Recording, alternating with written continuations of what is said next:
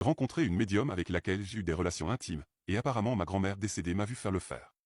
Hier soir, j'ai réussi à convaincre une fille séduisante de rentrer à la maison avec moi.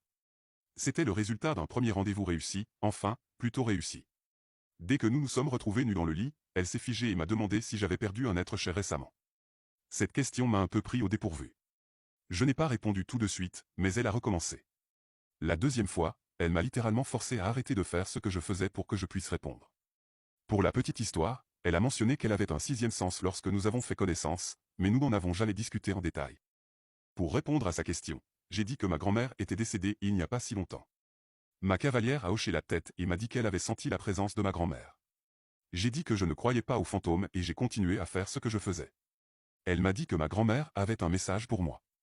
À ce moment-là, j'ai fait tout ce que j'ai pu pour la distraire et l'empêcher de parler de ma grand-mère décédée, mais malheureusement je n'ai pas été assez bon pour l'empêcher de me dire que ma grand-mère voulait que je pardonne à mon frère.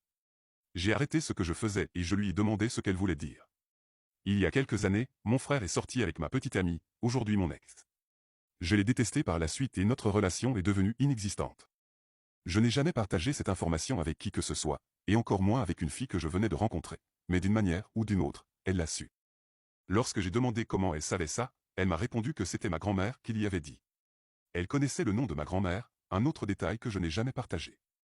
Alors que mon scepticisme commençait à s'estomper, j'ai demandé si ma grand-mère pouvait vraiment voir ce que nous faisions. Elle a répondu par l'affirmative. Mon pénis a automatiquement désactivé sa fonction d'érection et s'est rétréci de honte. Avoir une quelconque relation intime n'était plus possible pour moi lorsque j'imaginais ma grand-mère fantôme non seulement me regarder pendant l'acte, mais aussi transmettre à ma partenaire des informations sensibles sur moi depuis l'au-delà. Je n'ai pas dormi du tout.